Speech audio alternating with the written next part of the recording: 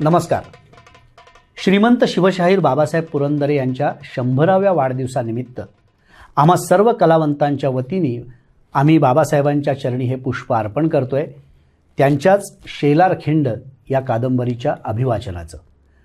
तेव्हा आपण सर्वजण शेलार खिंडचा आनंद अनुभवूया. ऐकूया श्रीमंत शिवशाहीर बाबासाहेब पुरंदरे लिखित शेलार खिंड.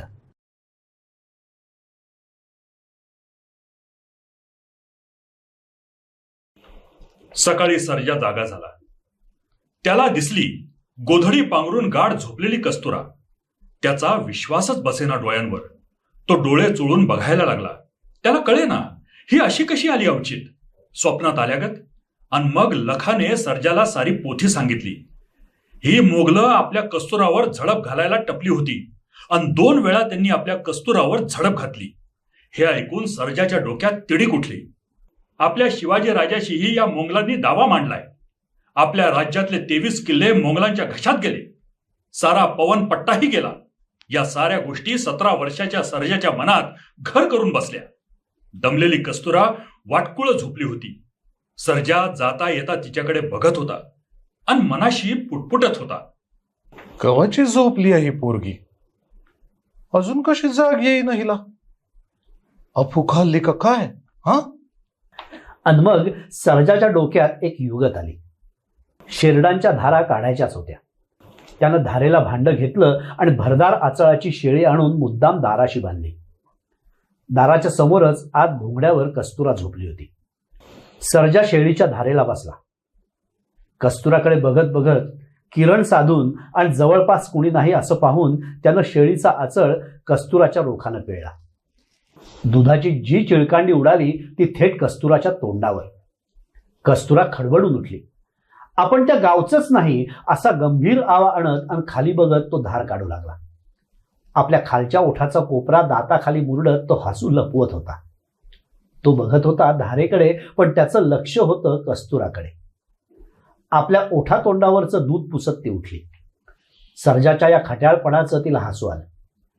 अवतीभोवती कुणी नाही असं पाहून तिनं सर्जाकडे पाहिलं. तिच्या भुवया नवलानं उंचावल्या. उघड्या अंगाचा आणि तांबूस रंगाचा सर्जा ओठाआड हसू दाबीत धार काढत होता. भिंतीशी उभं राहून धिटाईनं पण दबत्या आवाजात कस्तुरा त्याला म्हणाली, का व राज? एकदम सावध झाल्याचं ढोंग करत सर्जानं कस्तुराकडे पाहिलं. तो स्तिमितच झाला. त्याच्या हातातली धार थांबली. उभी कस्तुरा त्याला फारा फारा दिवसांनी दिसत होती.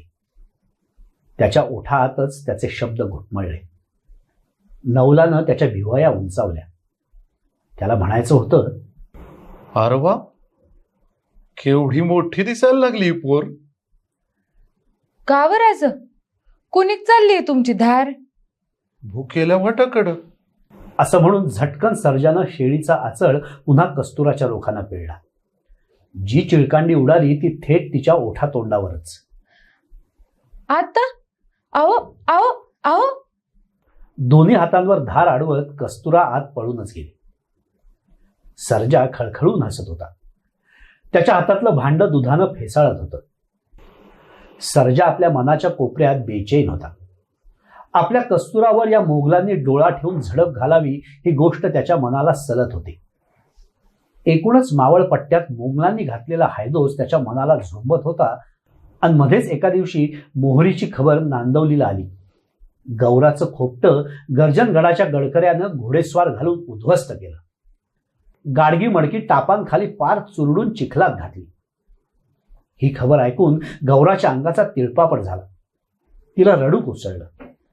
तिनं संतापानं बोटं मोडली. किल्लेदाराला तिनं तळमळून शिव्याशाप घातले. हे सारं ऐकून आणि पाहून सर्जान कस्तुरा काळजात बेचैन झाले. लखा गौराला म्हणाला, उगी राय गौरक्का, नशिबी आलं ते भोगायला व्हावं. समदा पवनपट्टा गडकोट्यानिशी वैऱ्याला दिला शिवाजी राजानं. कसा व देवला हा सोन्याचा तुकडा? वनवास कपाळी आला समद्या गोरगरिबांच्या. अगं पर गौरक्का, राजानं एवढा सोन्याचा पवनपट्टा वैऱ्याला दिला, तो काय सुखानं दिला असेल का? हा, त्याचं काळीज तिळतिळ तुटला असेल ग. राजा जेवला नसल का झोपला नसल, तुझं माझं दुःख तेच त्याला दुःख आहे नव का? माझं चिमणीचं घरट या रेड्यांनी तुडवलं. गौरक्का, आता तो हितच राह, मोहरीला जाऊ नगस. अगं मोंगलाई अशीच असायची, चतकोर भाकर वाटून खाऊ. हा, गौरानं डोळ्याला पदर लावला. कस्तुराचं काळीज गलबललं. ती गौराला बिलगली. आपल्यामुळं हा सारा विस्फोट झाला हे तिला जाणवत होतं. सर्जा गप्प भिंतीशी उभा होता. एकदम भैरोबाचा भगत बोलावा तसा तो बोलला. ही मोंगलाई काय राहतीये भाई कायमची? आपला राजा पुन्हा समजा पवनपट्टा जिथून घेईल. हा, तुझ्या तोंडी साखर पडू दे पोरा. लखा थरथरती मान उंचावत बोलला. असे 4 महिने गेले. सारा पाऊस लवणला. दसऱ्याचं शिंग वाजलं आणि सुगीला लखाचं बिराड खेळ करायला वेशी बाहेर पडलं. लखा ढोलकं वाजवत निघाला. सर्जा दंड थोपटत निघाला. हातातल्या आडव्या काठीनं तोल सावरत दोरीवरून चालत चालत कस्तुरा निघाली. विहिणी विहिणी घरीच राहिल्या. कुलकर्ण्याच्या देवडीपुढं, सावकाराच्या माडीपुढं आणि पाटलाच्या चावडीपुढं लखा डोंबाऱ्याचा कोंबडा नाचू लागला. सर्जाच्या तळहातावर उभी राहून कस्तुरा आपल्या भाळावर उभा शेकाटा तोलू लागली. दोन्ही पोरं हातांचा आधार न घेता हवेतल्या हवेत कोलांटुडी मारून एकदम पावलांवर ताठ उभी राहत होती. विंचवाच्या नांगीसारखे दोन्ही पाय वर करून कस्तुरा तळहातांवर झप झप चालत होती. तिघजण गावोगाव भटकत होती. लखाच्या सावलीत विसावत होती. दिसा मासांनी वाढत होती, फुलत होती. आणि एकदा कस्तुरा अधांतरी दोरीवरून पावलं टाकत होती. पावलाखालची दोरी लवलव लपकत होती. खाली सर्जा हलगी वाजवत होता. दोरीवरून तोल सावरीत चालता चालता कस्तुराचं लक्ष खाली सर्जाच्या डोळ्यांकडे गेलं. सर्जाच्या डोळ्यातला मिश्किल भाव आणि मर्दानी आव तिला न्यारात जाणवला आणि तिचा तोल अधांतरी दोरीवरून निसटला. अरे पडली पडली! अन हलगी वाजवत असलेल्या सर्जानं तिला वाऱ्याच्या चपळाईनं वरच्या वर झेलली. अगदी अगदी अल्लाद. सर्जा हसला. त्यानं ओळखलं वयच हे असलं. खेळ रंगत होता. कस्तुराच्या डोळ्यातली लाज जागी होत होती. अन एक दिवस नसरापुरात चावडीपुढं लखाचं ढोलकं अन सर्जाची हलगी कडाडू लागली. गावात शिरता शिरतानाच त्यांनी ढोलकन हलगी वाजवायला सुरुवात केली. तरी सगळीकडे सामसूम. एकही पोर धावत येईना की एकही माणूस दिसेना. खेळ बघायला चिटपाखरूही नाही. मोठं नवल झालं. तेवढ्यात चावडी मागून घाईघाईने येत येसकर हसत बोलला, अरे आज कोण रे बघणार तुमचा खेळ? गाव कुठं गेला समजा गाव? अरे आपलं शिवाजी राज दिल्ली आग्र्याकडं औरंगजेब बादशाहाला भेटायला निघालं. त्यांची स्वारी राजगडाहून आत्ता यायची हाय. पाटील, कुरकर्णी आणि समदा गाव तिकडं शिवे बाहेर शिवगंगेवर लोटलाय राजाला बघाया. कुत्र तरी आहे का गावात? आपलं राज यायचंय, शिवाजी राज. चल चल चल कस्तुरे, दाजी दाजी. सारं खेळाचं गबाळ तस्सच टाकून सर्जा, कस्तुरा आणि लखा शिवगंगेकडे धावले राजाला बघायला. नसरापुराच्या मावळतीच्या अंगाला शिवगंगा वाहत होती. उन्हाळ्याचे दिवस. नदीला पाणी घोटाभर होतं. शिवगंगेच्या ऐल उतरणीवर झाडून सारा गाव गोळा झाला होता. शिवाजी महाराज राजगड किल्ल्यावरून आज आग्र्याला जाण्यासाठी निघणार होते. महाराजांची वाट नसरापूरहून जात होती. नसरापुराहून राजगड किल्ला अगदी जवळ, अवघ्या 5 कोसावर. आज राजगड अगदी कावरा बावरा झाला होता. महाराज आज आग्र्याला औरंगजेब बादशहाच्या भेटीस जाणार होते. पद्मावती माचीवरच्या राजवाड्यापुढे 300 मावळी स्वार, झेंड्याचा हत्ती, सामान सुमानाचे उंट, महाराजांच्या खाशा स्वारीचा हत्ती आणि इतर लवाजमा निघण्याच्या तयारीत होता. महाराजांनी भवानी देवीचं दर्शन घेतलं. देवीपुढे 5 नारळ ठेवून महाराजांनी श्री जगदंबेस साष्टांग दंडवत घातलं. हात जोडून नेत्र मिटून महाराज अलगद पुटपुटले. जगदंब जगदंब उदयोस्तु उदयोस्तु. देवीच्या गाभाऱ्यात जिजाऊ साहेब, मोरोपंत पंतप्रधान, प्रतापराव गुजर, बाळंभट्ट राजोपाध्ये, निळोपंत मुजुमदार, बाळाजी आवजी चिटणीस वगैरे खाशी मंडळी उभी होती.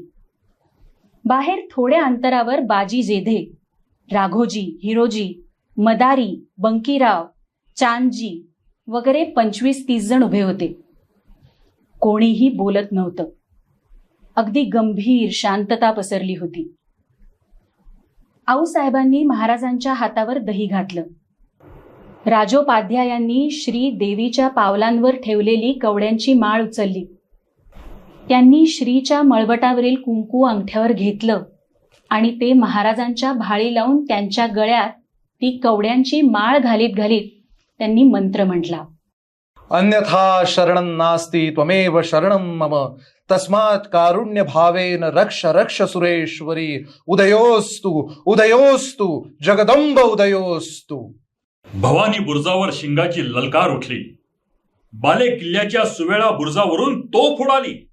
भगव्या झेंड्याचा हत्ती आघाडीला चालू लागला. साहेब नौबत झडू लागली. महाराज निघाले. 500 कोस दूर असलेल्या आग्र्याला निघाले औरंगजेबाची भेट घेण्यासाठी. राजगड कावरा बावरा झाला. महाराज राजगडावरून उतरले. महाराजांनी गुंजवणी ओलांडली. महाराजांनी कानंदी ओलांडली. महाराजांनी मांगदरीचा ओढा ओलांडला. शिवगंगेच्या ऐल तीरावर सार नसरापूर महाराजांच्या वाटेकडे डोळे लावून उभं होतं.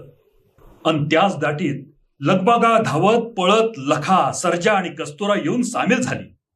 अन कस्तुरा त्या गर्दीतून टाचा उंच करकरून बघू लागली. समोर झेंड्याचा हत्ती अन हत्तीच्या मागोमाग उंडावरची नौबत, शिंगाडे, घोडेस्वार अन खासा महाराजांचा हत्तीही दिसू लागला.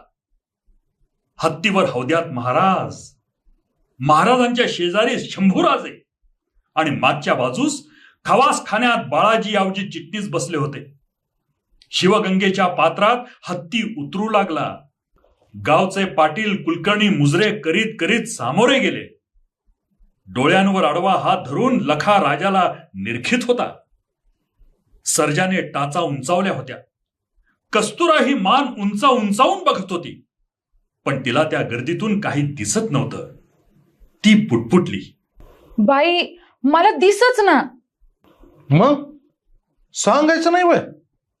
असं म्हणून सर्जानं आपली मांडी पायरीसारखी पुढं केली आणि तिचा हात हातात धरला. तिनं त्याच्या मांडीवर पाय ठेवून झटकन उडी घेतली, ती सर्जाच्या खांद्यावरच. त्याच्या खांद्यावर उभी राहून ती राजाची स्वारी पाहू लागली. पाटील कुलकर्णी सामोरे गेले. महाराजांचा हत्ती नदीच्या ऐलतीराकडे येऊ लागला. महाराजांची सहज नजर गावकऱ्यांच्या गर्दीवर फिरली. गावकरी झुकून मुजरे करत होते. आया बाया पदराचे टोक हाती धरून वाकून नमस्कार करीत होत्या आणि महाराज हात किंचित उंचावून त्या सर्वांचे मुजरे आणि नमस्कार स्वीकारत होते.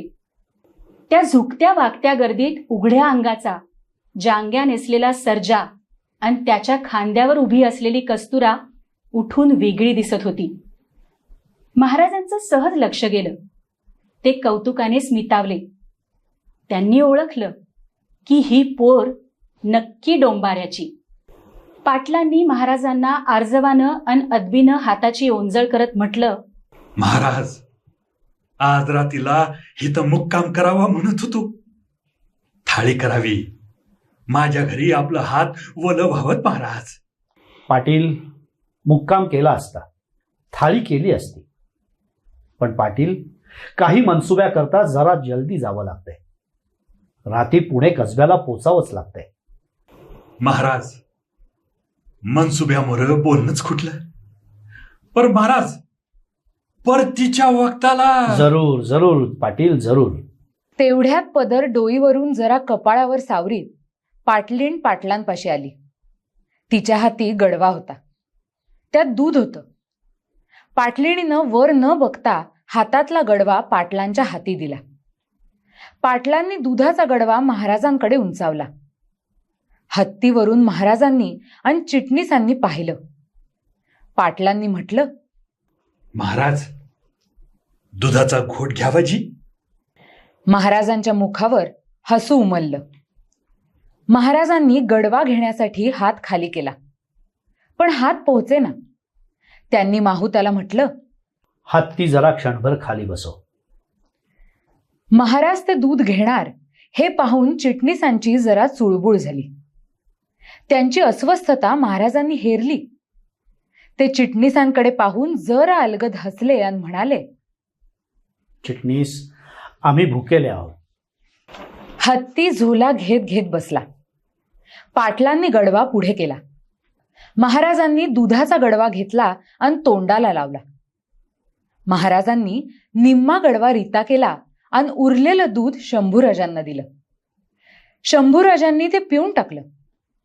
पाटलांच्या मुखावरून समाधान ओसंडत होतं. चिटणीस मात्र हतबुद्ध होऊन बघत होते. महाराज म्हणाले, पाटील, येऊ आता आम्ही. हा? जी महाराज, यावं यावं. पाटील, सांभाळा सारं काळजी काट्यानं. जी महाराज, अक्षी बैजवार काळजी काट्यानं. महाराज, इकडली चिंताच नका करू. दोन्ही हातांनी मुजरे करीत पाटील बोलत होते. झोला घेत घेत हत्ती उठला होता. सर्जान कस्तुरा दुरून हे सारं बघत होती. महाराजांची स्वारी पुढे चालू लागली होती. सारा नसरापूर गाव शिवेवरून माघारा फिरत होता. आता चावडी पुढं लखाचं ढोलकं वाजत होतं. सर्जा दंड थोपटत होता. कस्तुरा बोथाटी फिरवत होती. महाराज पुढच्या मार्गी लागले होते. तेवढ्यात मनातली रुखरुख बोलून दाखवण्यासाठी मागे बसलेले चिटणीस महाराजांना म्हणालेच, महाराज, आपण आलं लक्षात. आम्ही दूध प्यालो. पण महाराज, सावत्तेच्या पोटी परक्या हातीचा आपण कधी पाणी सुद्धा पित नाही. खरंय चिटणीस, दगा फटका व्हायचं भय असतं, पण ते परक्या हातचं असतं तेव्हा. पण चिटणीस, हे दूध आपल्या घरचं, मावळच्या मायेचं. याच दुधाच्या धारेवर आम्ही वाढलो आणि याच दुधाच्या धारेखाली आजवर आम्ही स्वराज्याचे वैरी मारले. हे मावळचं दूध दुधारी आहे. या दुधासाठी आम्ही कायमचे भुकेले आहोत. महाराज तृप्त हसले, उतू जाणाऱ्या दुधासारखे. महाराजांनी मुळा मुठा ओलांडली, भीमा पार केली, प्रवरा मागे टाकली, गोदावरीचा निरोप घेतला, तापी तीर गाठला, नर्मदेच्या पैल प्रदेशात पाऊल टाकलं, चंबळा ओलांडली. महाराज आग्र्यात दाखल झाले.